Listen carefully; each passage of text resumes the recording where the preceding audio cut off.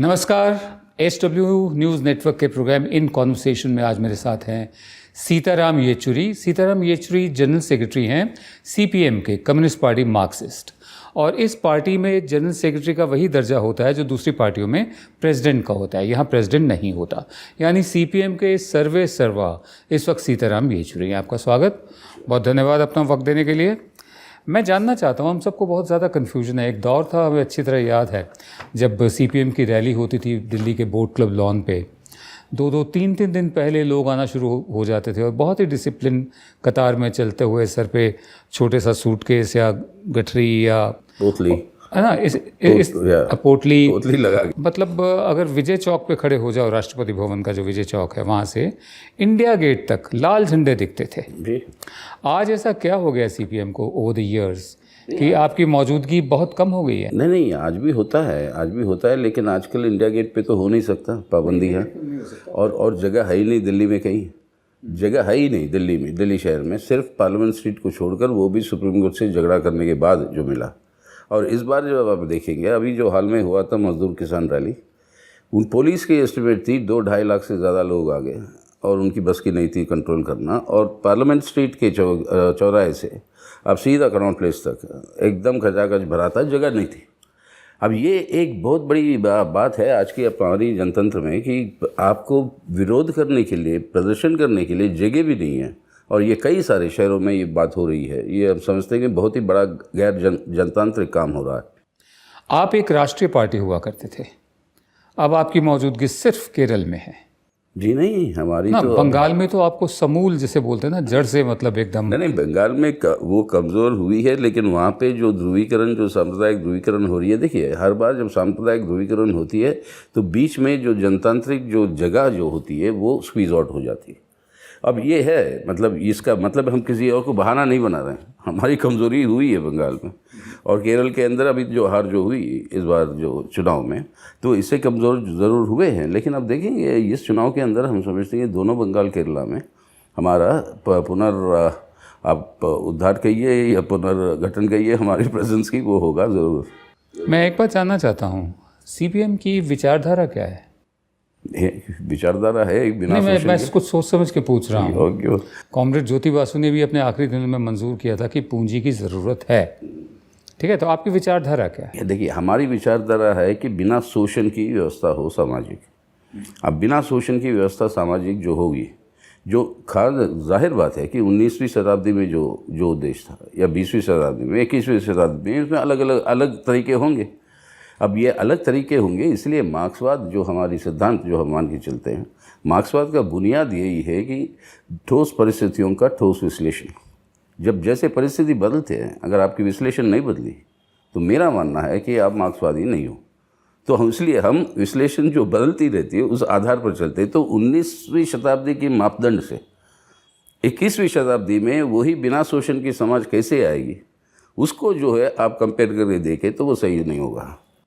जो आप कह रहे हैं, हमारी शिकायत आपसे यही है कि आप लोगों ने अपना पुनर्विष्कार किया ही नहीं, आप अभी भी 19वीं सदी में ही रुके होंगे। जी नहीं, हमारी पूरी कोशिश हो रही है, हम कर ही रहे हैं। जैसे ज्योति बसु का ही आपने जिक्र किया कि पूंजी की ज़रूरत है बिल्कुल पूंजी की। सवाल यह है कि वो पूंजी के इशारे पे हम चलेंगे या हमारे इशारे पे पूंजी जो है इस्तेमाल होगी, ये है सवाल। नहीं, लेकिन उसके लिए आपकी मौजूदगी तो होनी चाहिए, हैसियत होनी चाहिए। बिल्कुल। पूंजी आपके बताए रास्ते पर चले, इसके लिए आपकी एक सियासी हैसियत भी होनी चाहिए। बिल्कुल। तो आप लोगों ने खो दी है पिछले सालों में। खोया नहीं, उसके पीछे हमसे छीनने के लिए बहुत सारे लोगों की भी साजिश रही है और बहुत सारी ताकत है यहाँ पे। ये वर्गीय ताकत है, ये पर्सनल इरादे पे थोड़ी ना होता, ये होता है यहाँ पे बहुत ही बड़ा एक वर्गीय संघर्ष हो रहा है। जैसे मैं कहूँ आपको एक उदाहरण से ये बात स्पष्ट हो जाएगी। जैसे बंगाल के अंदर ये लगता है कि ऊपर से ये लगता है कि तृणमूल के झंडे होंगे, लाल झंडे होंगे, दोनों के बीच में टक्कर हो रहा है। लेकिन अगर गहराई से अगर आप उसी चीज़ को अगर पहचानने की कोशिश करें तो झगड़ा और किसके बीच में रहा? जो भूमि सुधार के चलते हुए जो पुराने ज़मींदारों से जो एक्सेस भूमि थी उसको लेकर इन लोगों को जो बांटा गया, उसके ऊपर फिर दोबारा कब्जा डालने के लिए, वापस वो भूमि छीनने के लिए वो जब आते हैं, वो उस झंडे के साथ होते हैं तृणमूल के, और हमारे जो उसको बचाव करना चाहते हैं वो होते हैं लाल झंडे। तो बुनियाद हुई ना वर्गीय टकराव। अल्टीमेटली। नहीं, ये तो आपका विश्लेषण है। मैं ये कह रहा हूँ जो ज़मीनी हकीकत है वो ये है कि आप और मैं, हम एक ही पीढ़ी से संबंधित थे। आप जेएनयू में थे, मैं दिल्ली यूनिवर्सिटी में था, और उस दौर में आपकी विचारधारा के साथ जुड़ना एक बड़े फ़ख्र की बात मानी जाती थी। आज के दिन क्या कारण है कि जो नौजवान है आपके साथ नहीं जुड़ा हुआ है, एकदम कटा हुआ है, नई लीडरशिप, मतलब आप आज के दिन भी सीपीएम के नौजवान नेता हैं? नहीं, अब ये चलिए, ये शिकायत सबसे ज़्यादा तो मेरी रही है कि 20 साल तक मैं सबसे छोटा पॉलिट ब्यूरो का सदस्य रहा हूँ। मैं बोला ये अपने स्वास्थ्य के लिए ठीक नहीं है पार्टी की। ये बात तो खैर इसको अलग नहीं, लेकिन ये कहना इसको अलग नहीं रखेंगे हम, इसका जवाब मुझे अब आ रहा हूँ, मतलब मेरी व्यक्तिगत को अलग रखिए, ये मैं कहने का मतलब था। नहीं, आपके व्यक्तिगत अलग रखते। सवाल सीधा सा ये कि एक नई पौध, नई जनरेशन क्यों नहीं आई है? मुझे याद है आप एडिट करते थे एक मैगजीन स्टूडेंट स्ट्रगल, और हम लोग वहाँ जाते थे, ये पटेल हाउस में, कॉन्स्टिट्यूशन क्लब, जहाँ आप लोगों का दफ्तर था, हम लोग पढ़ते थे जाकर वहाँ पर, ठीक है ना? क्या कारण है कि नई जनरेशन जो हमारे बाद की है वो आपसे नहीं जुड़ पाई? नहीं, वो जुड़ रही है, मतलब ये नहीं कह रहा हूँ कि जिस तादाद में जुड़ना चाहिए वो नहीं जुड़ रही है, वो मानता हूँ मैं, लेकिन ये कहना कि नहीं जुड़ रही है ये भी गलत होगा। अब फ़र्ज़ करिए, क्योंकि एक दौर था, मैं पिछले 10 साल, तकरीबन 10 साल का, एक दशक का दौर था, जब ये उदारवादी नीतियों के चलते हुए कई सारे भ्रम पैदा हो गए, और ये भ्रम ऐसे पैदा हो गए कि अपनी ज़िंदगी बेहतर हो सकती है और बड़ी जल्दी से बेहतर हो जाएगी। इसके लिए जो आपके और हमारे ज़माने में जो करना था, मतलब जो बुनियाद जो बुनी थी जिसके लिए तरक्की होने के लिए, उस सब के शॉर्टकट्स जो है वो पैदा हो गए, फास्ट फूड जैसे, अब ये शॉर्टकट्स भी आ गए थे। अब उसके चलते हुए भ्रमित होकर ये वामपंथी विचारधारा और ये व्यवस्था को बदलने की बात वगैरह, ये थोड़ा ज़्यादा ही गंभीर लगता था अपनी ज़िंदगी को सुधारने में। अब वो मैं समझता हूँ कि वो समय बीत गया। अब उसके चलते हुए, इन नीतियों के चलते हुए भी आज जिस तरीके की बेरोज़गारी है, जिस तरीके की आज शिक्षा का मतलब एक्सेस ही, मतलब आपका जो खर्चा जो होता है पढ़ने के लिए, जो आप और हम जब पढ़ते थे, मतलब उसके कई गुना ज़्यादा आज ज़रूरत है लोगों को। अब ये सब चलते हुए ये दिक्कतें जब सामने आ रही, फिर दोबारा इस विचारधारा पर झुकाव जो है वो बढ़ रही है, और वो हमें नज़र आ रहा है। अब आ रहा है धीरे धीरे से, लेकिन आ रहा ज़रूर। आपने विश्लेषण शब्द का इस्तेमाल किया था कि विश्लेषण होता है। आप लोगों के खिलाफ एक ये शिकायत है कि पार्टी में एक विश्लेषण प्रकाश कारात का होता है, एक सीताराम येचुरी का होता है। हाँ, देखिए साहब, तो आप किस दिशा में पार्टी को ले जाना चाहते हैं? वो किसी और दिशा में ले जाना चाहते हैं? आपसी सहमति क्यों नहीं? देखिए, सहमति हर बार होती है, लेकिन दिशाएं अलग अलग हो, विश्लेषण अलग अलग हो, ये कोई बुरी बात नहीं है। किसी भी पार्टी में अगर वो पार्टी को ज़िंदा रहना है तो अलग अलग विश्लेषण की ज़रूरत है, तभी तो एक सामूहिक राय पर पहुंचोगे आप। और वही होता है, हमें ये जो भी है विश्लेषण के धारे जो रहे हमारी पार्टी में, जब पार्टी कांग्रेस हुई, एक सामूहिक समझ पर पहुँचे, और वही सामूहिक समझ के आधार पर अब चल रहे हैं। मैं वही आपसे बार बार पूछना चाह रहा हूँ कि एक तो सिर्फ केरल में आपकी मौजूदगी है और विश्लेषण होता है पार्टी में, एक ही आधार पर चलते हैं, ये अच्छी बात है, सुनने में अच्छा लगता है। आपकी पार्टी सिर्फ जिंदा है आज के दिन। क्या आप लोग ये मंजूर करते हैं इस बात को? Do you accept this reality कि आपकी पार्टी सिर्फ सर्वाइव कर रही है, सांस ले रही है, केरल के दम पर टिकी हुई है? कब तक केरल के दम पर कब तक टिकी रहेगी? हमारी पार्टी रिकूप कर रही है, और वो नज़र आएगा आपको जल्द से। ये मेरी जल्दी, इस चुनाव के परिणामों से भी आपको पता चलेगा उसका संकेत। तो मैं ये जानना चाहता हूँ, क्योंकि हमारे यहाँ तो एक मजाक भी चल जाता है कि अगर कोई बड़ा मुद्दा होता है, जैसे डीमोनेटाइजेशन हुआ या जीएसटी हुआ, उस पर सीपीएम को कोई मुखर विरोध सामने नहीं आता, बहुत बड़ा विरोध सामने नहीं आता, ले लेकर एक धुआंधार सेमिनार कर मारा सीपीएम ने। नहीं। और कोई प्रदर्शन, धरना, कोई नागरिकों को इकट्ठा करना, या आपके कार्डर्स कहीं उतरे हों, इस बात को? अरे क्या कह रहे हो आप? जहाँ तक डिमोनेटाइजेशन के सवाल है, उसके बाद तो पूरा का पूरा पूरे देश में उसके विरोध में जलते हुए, मतलब जहाँ पर क्यू में खड़े रहे हैं वहाँ पर तो पूरा कई सारी जगहों पर विरोध, बहुत ही ज़बरदस्त विरोध हुआ अब नोटबंदी के सवाल पर। और तब से लेकर अब तक हम मानते हैं कि जैसे आपको याद होगा अपने ज़माने में इंदिरा गांधी के टाइम पे नसबंदी जो हुई थी, जिसका असर सिर्फ वोट में नज़र आया आपको, इस बार भी नोटबंदी का असर सिर्फ वोट में नज़र आएगा।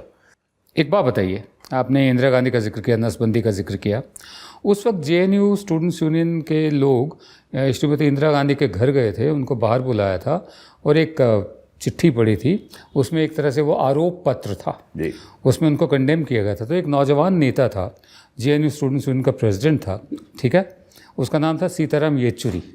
आज के दिन सीपीएम में उस उम्र का कोई सीताराम येचुरी है?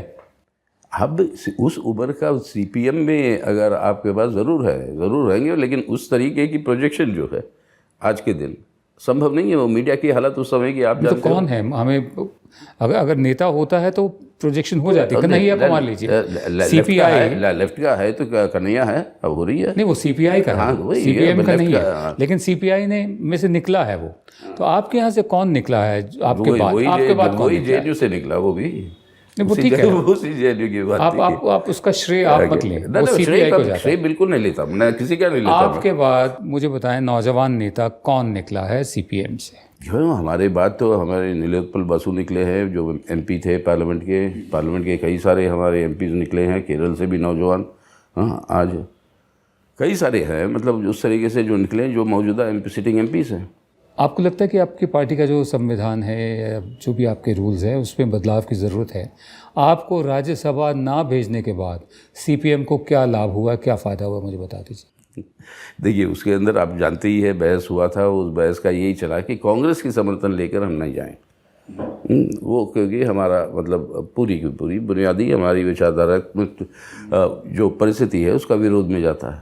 नहीं, लेकिन जो अगर कांग्रेस उभरती है लार्जेस्ट सिंगल पार्टी इस इलेक्शन में, अगर बहुत बड़ा अगर है, तो आप उनका समर्थन तो करेंगे? इस बार तो हम लोगों ने तय कर चुके हैं, पार्टी कांग्रेस हमारे केंद्र कमेटी में, एक वैकल्पिक धर्मनिरपेक्ष ताकतों की सरकार की समर्थन हम करेंगे। नहीं, आपने पहले भी किया है यूपीए का, पहले किया, ठीक है ना? यूपीए का। अभी भी आपका कहना है कि अगर ऐसा होता है कि कांग्रेस सबसे बड़ी वैकल्पिक पार्टी, सवाल का हाँ, बिल्कुल तो आप कांग्रेस का समर्थन करेंगे। वहाँ कांग्रेस की मदद लेकर आपको राज्यसभा में नहीं जाने दिया जा रहा। केरल में आप कांग्रेस के विरुद्ध है, केंद्र में समर्थन करेंगे। ये हमें ये कंफ्यूज करती हैं बातें। नहीं, बिल्कुल नहीं सर। अब आप देखिए, 2004 की जिक्र की आपने। 2004 में 61 हमारे एमपी जीत कर आए, हाँ, लेफ्ट के पूरे। अब उस 61 में से 57 ऐसे एमपी थे जिन्होंने कांग्रेस को हरा के आए, कांग्रेस को हरा के लोकसभा पहुँचे। लेकिन अब देश की हालत, देश की ज़रूरतों को देखते हुए उसी कांग्रेस के नेतृत्व वाली सरकार को हमने समर्थन दी। तो इसके अंदर कोई कॉन्ट्रडिक्शन नहीं है। हाँ, हमारे हिसाब से देश की ज़रूरत है आज, और जितना मजबूत होगा लेफ्ट उतना ही फ़ायदा होगा देश की और लोगों की। और वही हुआ यूपीए 1 में। राइट टू इन्फॉर्मेशन से लेकर राइट टू मनरेगा, आपका जो वो अब ये क्या आदिवासियों के लिए ज़मीन का पट्टा, forest right to education, right to food security, ये सब बिल तभी तो हो पाए जब लेफ्ट की दबाव थी और लेफ्ट का स्ट्रेंथ था। मैं जानना चाहता हूँ कि आपने कहा कि लेफ्ट मजबूत होगा या होना चाहिए, ज़रूरी है। आपके पास रोड मैप क्या है लेफ्ट को मजबूत करने का, खासकर अपनी पार्टी को?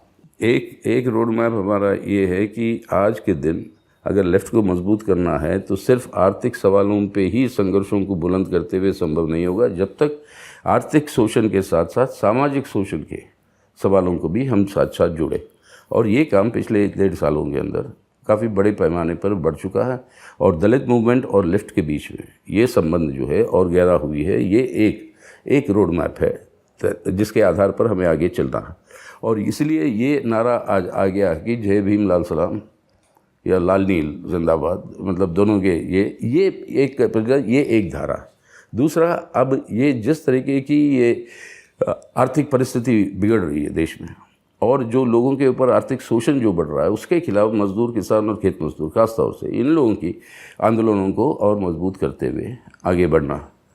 तीसरा जो एरिया है, वहाँ पर इन संघर्षों को आपके पार्लियामेंट्री क्षेत्र में इसको जो है प्रभावित करके हमारी ताकत पार्लियामेंट्री एरियाज में बढ़ाने की ज़रूरत है।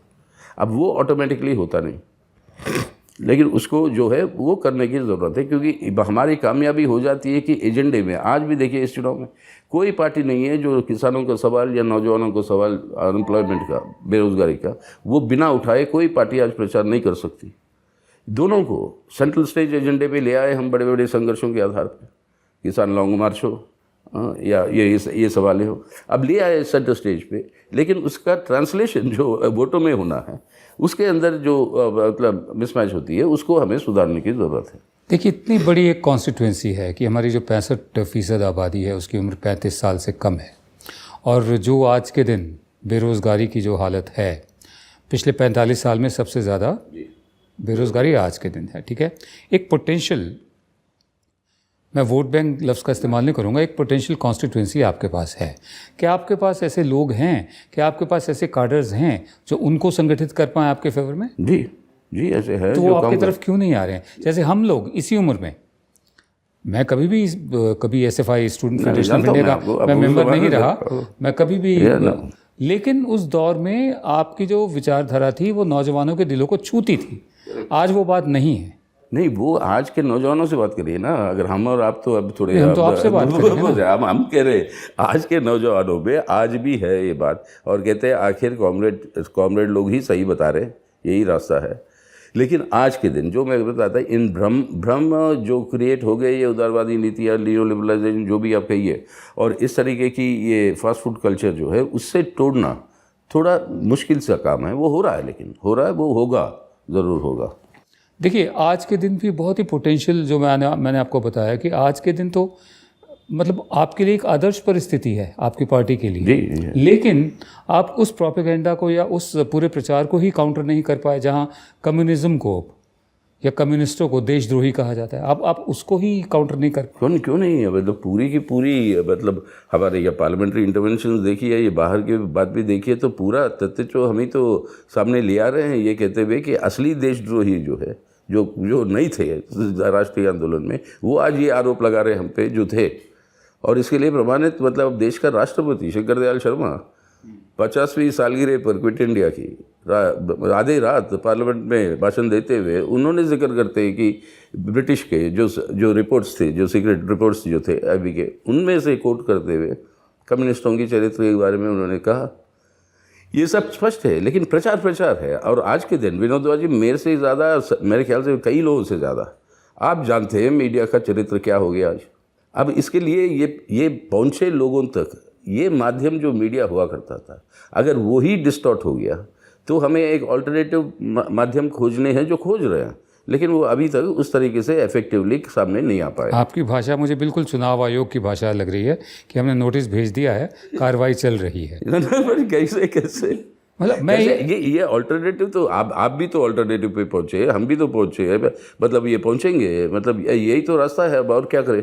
देखिए, मुझे बताइए, मुझे अच्छी तरह याद है, मैंने कलकत्ता जाता था 85 से मैंने जाना शुरू किया, जब आप लोगों की सरकार थी। वहाँ पर आप लोगों की ग्राफिटीज़ बड़ी बेहतरीन हुआ करती थी, मशहूर हुआ करती थी, प्रचार तंत्र आपका बहुत मजबूत था, ठीक है। आज के दिन आप सोशल मीडिया तक पे नहीं हैं, जबकि आप जानते हैं कि सोशल मीडिया एक बहुत बड़ी ताकत है, आप काउंटर ही नहीं कर पा रहे हैं। नहीं, अब हम कर रहे हैं, सोशल मीडिया तो पहुंचे हैं हम, लेकिन जो अब कहते हैं जितना हम चाहते हैं उतना विस्तारित हो, या आप चाहते हैं उतना विस्तारित शायद नहीं है, लेकिन सोशल मीडिया में तो है, प्रेजेंस है।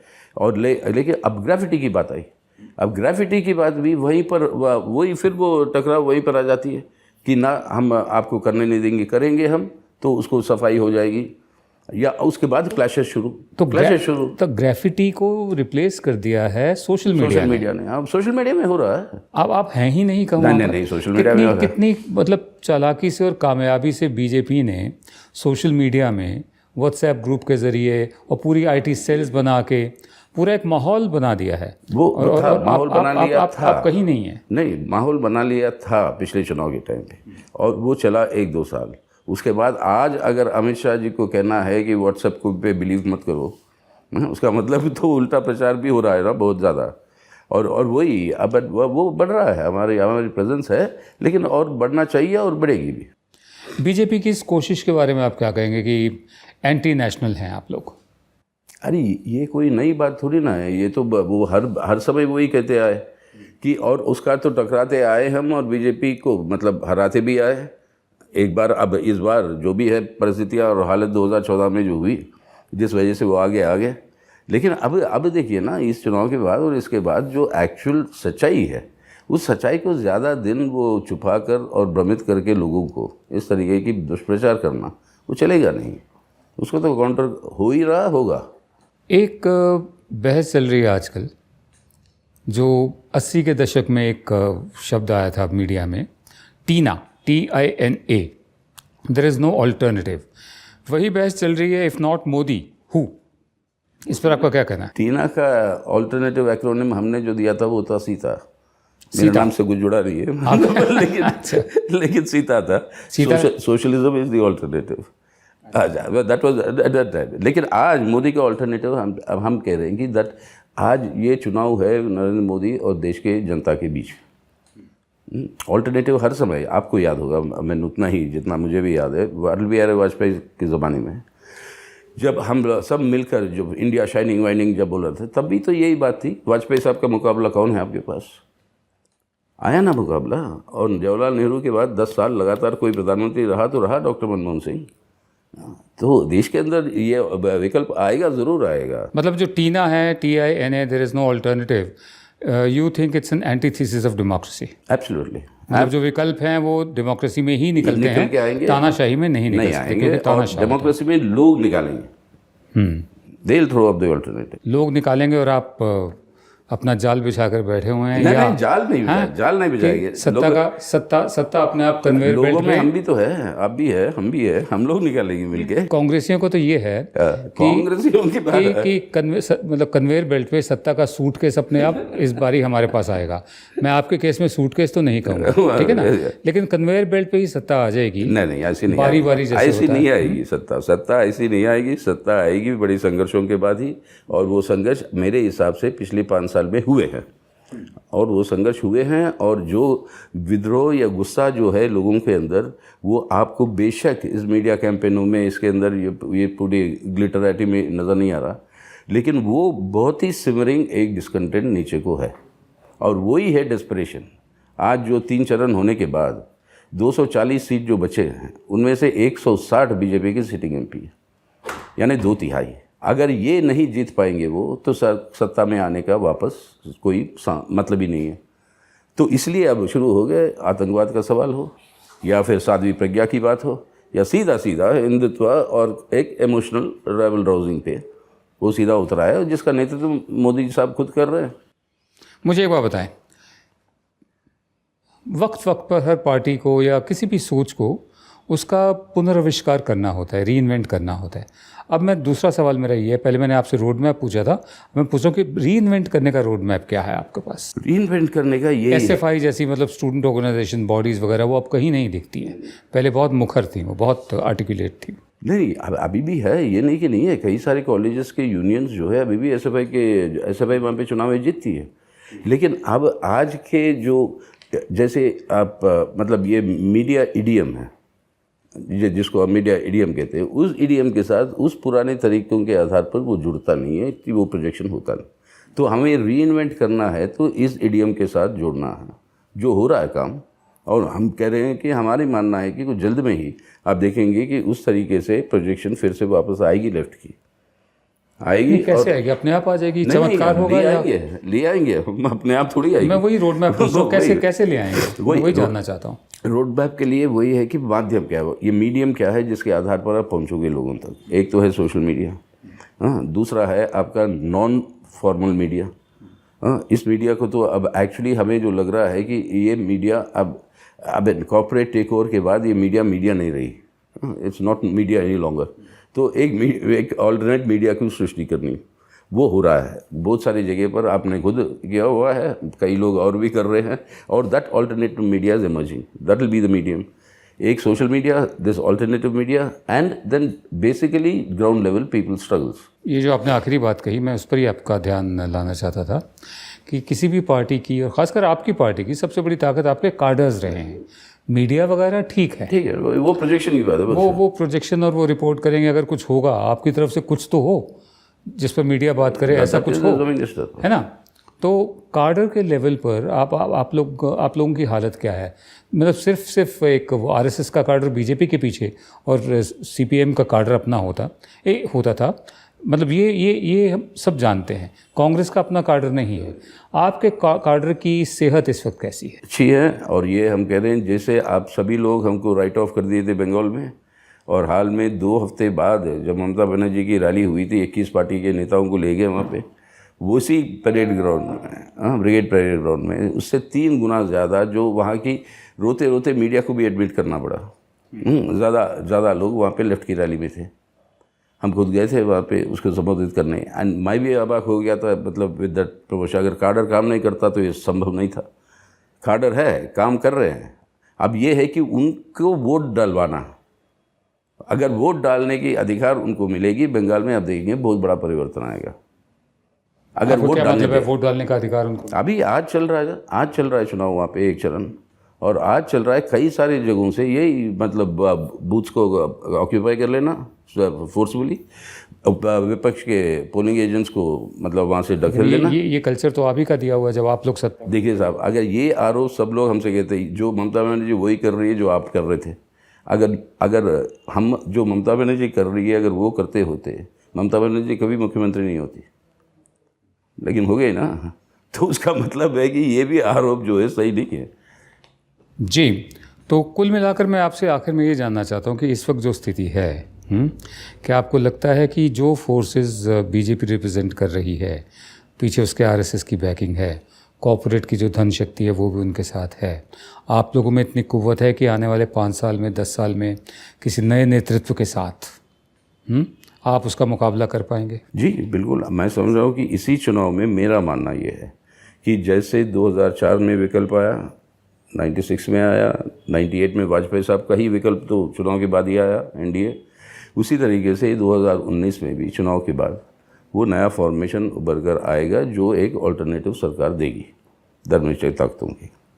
और उस ऑल्टरनेटिव सरकार को, लेकिन जो आपने कहा अहम बात यह है कि उसको काम करना है एक ऑल्टरनेटिव ट्रेजेक्ट्री पे पॉलिसी की, और उसको करने के लिए लेफ्ट की मतलब स्ट्रेंथ जो है ज़रूरी है वहाँ पे, उस रास्ते में ले जाने के लिए। अगर लेफ्ट की स्ट्रेंथ में जो टॉप लीडरशिप है, आप हैं और लोग हैं, आपस में ही मतभेद होगा तो आप तो और सिमटते जाएंगे। जैसे मैंने प्रकाश कारात का जिक्र किया, सब जानते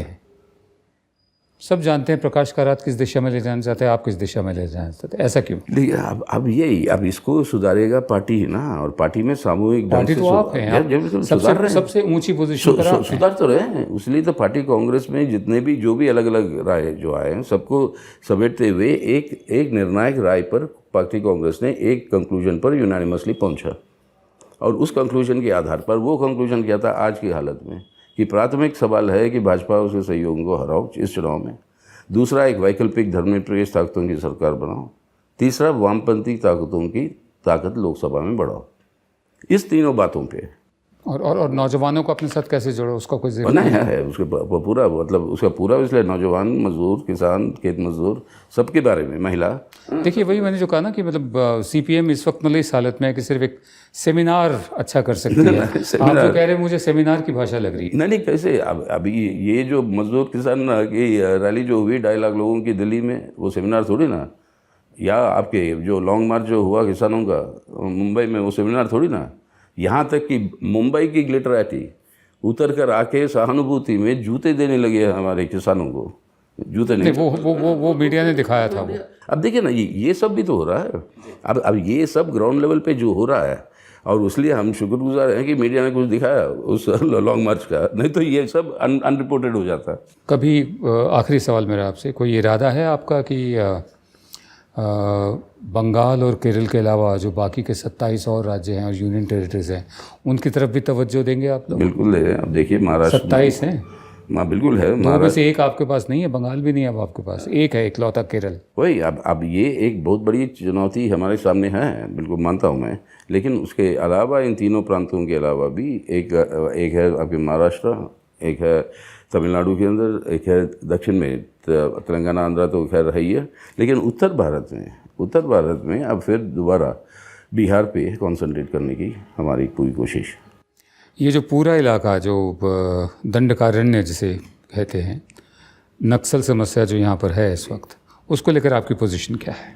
उसको लेकर वहाँ पर हम कह रहे हैं हमारी पोजीशन वहाँ पे इसलिए है कि इसलिए अच्छी है कि वहाँ पे पहुँच भी हम ही जा पा रहे हैं। नहीं, आपका स्टैंड क्या है, मैं ये जानना चाहता हूँ। स्टैंड, हाँ हमारी स्टैंड ये है कि ये प्रॉब्लम जो है नक्सलों की, इसका एक सिंगल फोकस के आधार पर ये सॉल्व नहीं होता। It's not only law and order problem. हमारा ये कहना है कि 3 pronged अप्रोच की ज़रूरत है। एक जो ठोस रूप से जो आर्थिक नीतियाँ हैं जिसकी वजह से वहाँ पर असंतोष पैदा हुआ, जिसका विरोध जो है आपको प्रकट हो रहा है इस प्रकार से, उसको टैकल करने की बात है। दूसरी, माओवादियों के साथ पॉलिटिकल डायलॉग की ज़रूरत है। बिना उसके ये संभव नहीं है। और तीसरा, अगर लॉ एंड ऑर्डर कोई ऐसी बात हो गई तो आम इनोसेंट लोगों की रक्षा के लिए, उसको बचाव के लिए वो ज़रूरत है। लेकिन पॉलिटिकल प्रोसेस, पॉलिटिकल इसमें इसलिए कह रहा हूँ मैं, वो पैदा हुए हमसे ही, हमारी पार्टी से ही तो स्प्लिट होके गए उधर 67 उस पर। और वहाँ पर सवाल क्या था? सवाल ये था कि इस जनतांत्रिक व्यवस्था के अंदर जनतंत्र के आधार पर लोगों के बीच में अपनी विचार ले जाके उनके समर्थन के हासिल पर समाज की परिवर्तन हो, या बंदूक के गोली पर, ये है सवाल। सो उनको जनतांत्रिक व्यवस्था में खींच ले आना, ये है एक्चुअली सैद्धांतिक जो लड़ाई जो उनको वापस लाने की ज़रूरत है। और वो बिना पॉलिटिकल डायलॉग के होता नहीं, आज तक वो नहीं हुआ, ये हम समझते हैं, इसलिए वो परसिस्ट करते जा रहा प्रॉब्लम। वैचारिक स्तर पर क्या आप उनका समर्थन करते हैं? विचारधारा के स्तर पर? विचारधारा के स्तर पर हम उस बात की समर्थन नहीं करते कि वायलेंस के आधार पर, गोली के आधार पर राजनीति को आगे ले जाना। पॉलिटिक्स ऑफ वायलेंस, हम इसका सख्त विरोध, और उन्हीं से लड़े हैं। हमको छोड़ के जब गए, पूरी पार्टी को ले जाना चाहते थे, तो उनके खिलाफ लड़के ही तो CPM बची। जी, बहुत शुक्रिया आपका सीताराम येचुरी, अपने अपना समय दिया। सीताराम येचुरी JNU के पढ़े हुए हैं, और जैसे मैंने आपको पहले बताया कि जो CPM है उसके सबसे ऊंची पोजीशन पर हैं, जनरल सेक्रेटरी हैं। अब देखना ये है कि किस तरह से इनके नेतृत्व में CPM अपने आप को पुनर्जीवित करती है, दोबारा ज़िंदा करती है, अपना आविष्कार दोबारा से करती है। फ़िलहाल मेरा ख्याल CPM जो वो कोल्ड स्टोरेज में है, उसको बाहर निकाल कर उसको दोबारा से ज़िंदा करने की ज़रूरत है। बहुत धन्यवाद आपका इन कॉन्वर्सेशन में मुझे सुनने के लिए, सीताराम येचुरी के विचार सुनने के लिए। Stay ahead with our cutting edge news app. Instantly access the latest shorts in just 1 minute and breaking news in just 50 words. Download now for a smarter, faster news experience.